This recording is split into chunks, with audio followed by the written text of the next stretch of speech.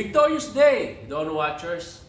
Today is the third day of our Dawn Watch, and we are going to pray for the leaders and rulers of the land. Indeed, it is an opportunity for us to pray for them. And at the same time, it is our responsibility as a Christian to partner with God through our prayers in order to advance His rule in society through the institution of the government. The Bible is clear that when it comes to kings and rulers, God determines. In Proverbs 8, verse 15 to 16, the Lord is saying, "Because of me, kings reign, and rulers make just decrees. Rulers lead with my help, and nobles make righteous judgment." And in Romans 13, it talks about submission to governing authorities. In verse 1 to 2, it says, "Everyone must submit to governing authorities, for all authority comes from God, and those in positions of authority have been placed there by God. So anyone who rebels against authority is rebelling against what God has instituted, and they will be punished." And going down to verse 3 to 7, God is saying that we must obey the authorities of the government. But listen to this.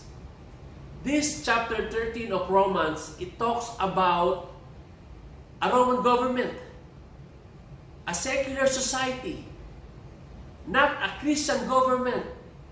And yet, God is saying, "I set the rules because government is my institution." That is why all throughout the scriptures, we can see that God is picking up leaders, tearing down leaders, and replacing leaders. God is consistently orchestrating the leadership process for good or for judgment based on the leader's policy, leader's character, and his competence.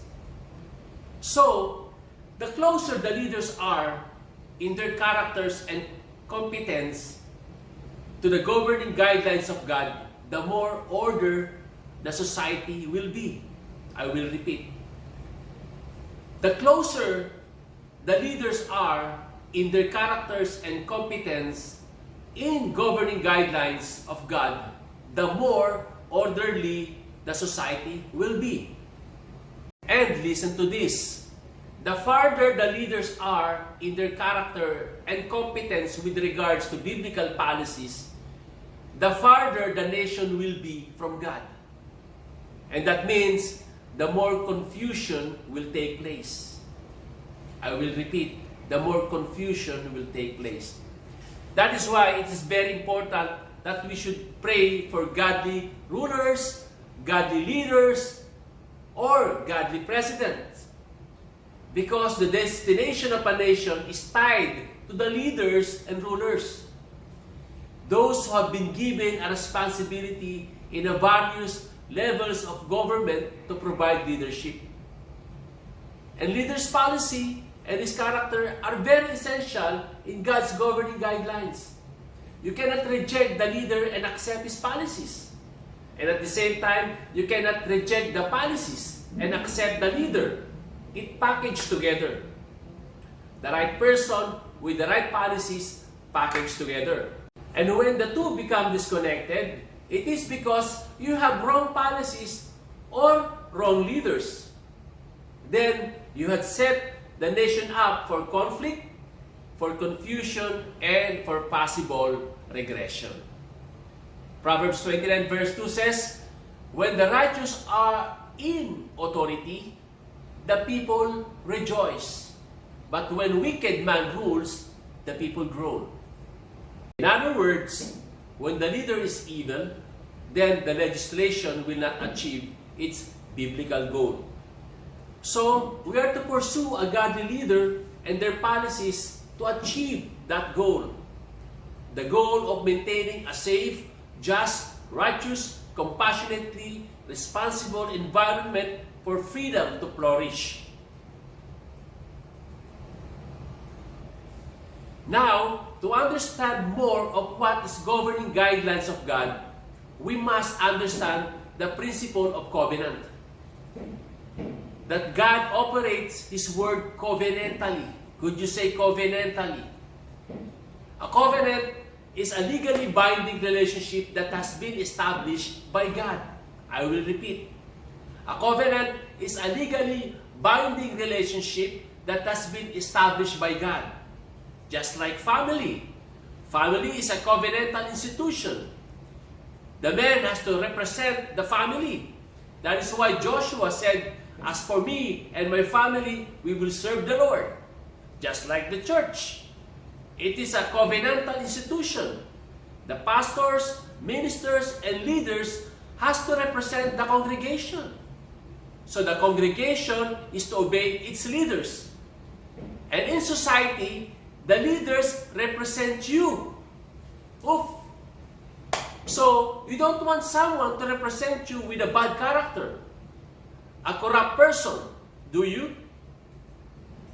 Meaning, it's either the leader represents you toward God or away from God.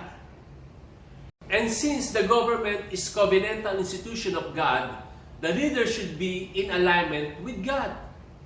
In Daniel 2 verse 21 says, "And He changes the times and the seasons. He removes kings and raises up kings. He gives wisdom to the wise and knowledge to those who have understanding." God can put you in a position as a leader and He can remove you also. So you cannot talk about leadership or rulers of the land without talking about God and His role with regards to the government. So guys, all of this is part of theology. It's a part of understanding of God's way of governance and God's way of understanding of leadership. And when the leaders and rulers represent it correctly, the Psalm 32 verse 12 is your portion. Psalm 33 verse 12 says, "Blessed is the nation whose God is the Lord, the people He has chosen as His own inheritance." So if you want to say, "God bless Philippines, God bless Ghana, God bless Kenya, God bless America, God bless Australia, God bless Canada, God bless Japan, God bless Singapore, and other nations of the world," make sure that your leaders or rulers are recipient of the blessings of God. And he is a man of God. So that the blessings will transfer to you and to your family. So guys, let us pray for godly leaders and rulers of the land. And have a victorious day.